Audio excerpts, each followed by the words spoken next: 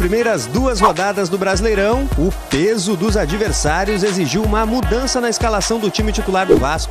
Afinal, era o Atlético no Mineirão e o Palmeiras, atual campeão brasileiro no Maracanã. Por isso, o meio-campo foi reforçado na marcação com a presença do Rodrigo. A vitória em Belo Horizonte e o empate no Rio mostraram que a estratégia surtiu efeito. Espalma, volta, Beck!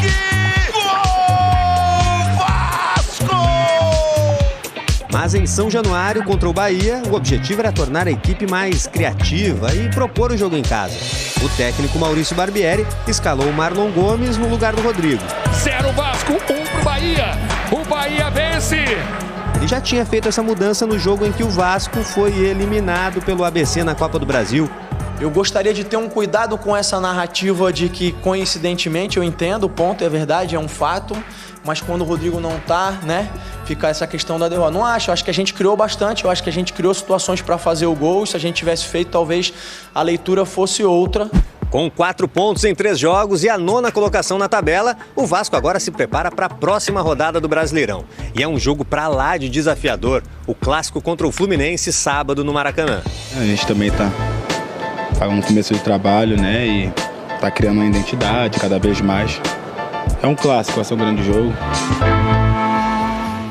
E ó, vai ter Fla-Flu nas oitavas. Foi um jogo muito interessante, porque o Vasco se lançou, mas não de uma maneira propositiva. O Vasco com um jogo muito direto, investindo nas bolas nas costas na defesa do Bahia. Então era um jogo com pouco meio-campo, um jogo em que a bola estava sempre viva e o Bahia saindo em contra-ataques também, sempre muito rápido, e o Vasco explorando demais a ligação direta, mas uma ligação direta consciente até.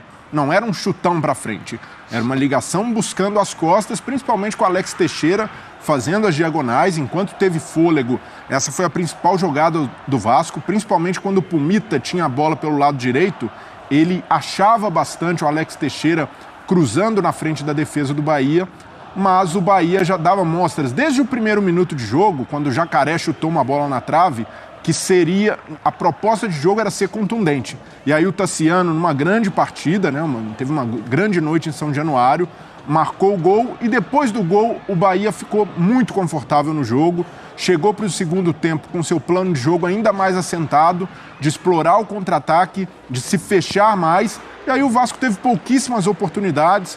Quando mexeu no time, aí... Cansou o Vasco no segundo tempo? Eu tive essa impressão. Além de ter cansado, as substituições baixaram muito o nível, porque o único que entrou e tentou fazer algo diferente, conseguiu acertar algo, foi o Orelhano, o único que se salvou das substituições. E ainda assim, um jogador ainda que está desabrochando, tentando encontrar a forma física ideal. No segundo tempo, o Bahia merecia ter ampliado o placar. O Vasco... Tivesse mais qualidade ou precisão, eficiência nos contra-ataques, o Bahia teria ampliado. Mas esse é um dilema dos dois clubes hoje, né, Abel? Nessa virada de SAF, ainda estão reestruturando o elenco, já conseguem encontrar ali um esboço de time ideal, um 11 titular, mas para a temporada inteira vão precisar de mais banco, vão precisar de mais reforços, vale para Vasco e para Bahia. Tanto é que no segundo tempo o jogo caiu muito de nível, também por causa dessas mexidas.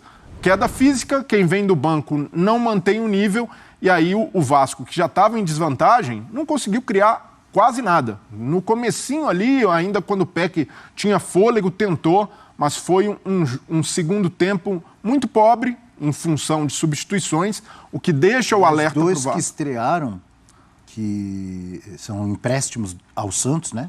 O Vasco pegou jogadores emprestados do Santos, Carabarral e Juan, muito mal os dois. Erraram tudo, não conseguiram entrar na rotação do jogo. O Bahia, depois das substituições, teve conforto para se defender. O Canu e o Davi Duarte colocaram o Pedro Raul no bolso, ali com imposição, com cobertura, não se criou ali. Entrou o Juan Seco, não deu presença diária. Juan Cruz, que agora...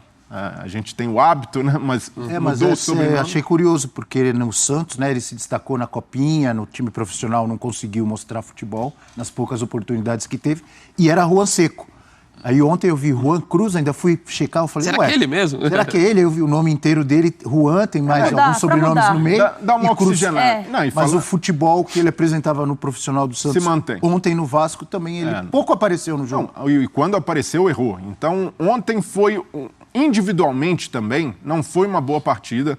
Poucos se salvaram. Léo Jardim, o Orelhano como substituto, o Léo ali, se a gente tiver boa vontade. Não que a zaga tenha comprometido, mas todo mundo esteve abaixo. Até os laterais, Pumita e Piton, que a gente tem elogiado do Vasco, não conseguiram jogar. E ali o Pedro Raul foi o mais cobrado pela torcida, já...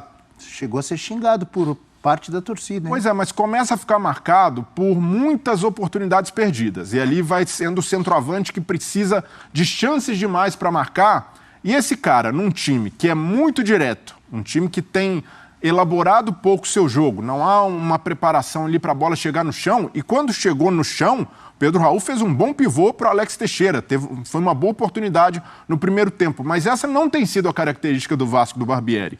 É um jogo mais direto, e aí se ele ficar sempre refém de 10 oportunidades por jogo para marcar um gol, vai ser muito complicada a vida dele em São Januário. Então já ficou marcado por pênaltis e oportunidades perdidas, e agora também precisa ser um jogador mais confiante para, na chance que tiver, guardar. No primeiro tempo apareceu bateu cruzado para fora, mas ainda assim se espera mais dele. Se a torcida não apoiar, vai ser difícil não, claro, o cara ter confiança. Claro, é cedo eu achei ainda. Pesado. É cedo ainda para queimar um jogador, o Vasco está nesse processo de reconstrução, mas o Pedro Raul também precisa entender que, pelo estilo de jogo do Vasco,